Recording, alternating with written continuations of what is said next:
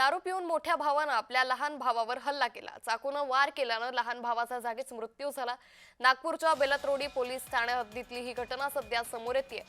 दारू पिऊन मोठ्या भावाच्या पत्नीला शिवीगाळ करण्याच्या वादातून सख्या मोठ्या भावानं आपल्या लहान भावाला गळ्यावर चाकूचा वार करून ठार केल्याची घटना नागपूरच्या बेलतरोडी पोलीस स्टेशन हद्दीत घडली.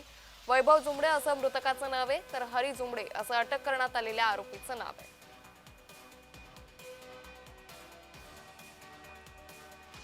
एक महिलांना ते परिसरात काम करत असताना एक महिलांचा परिचय झालेला आहे.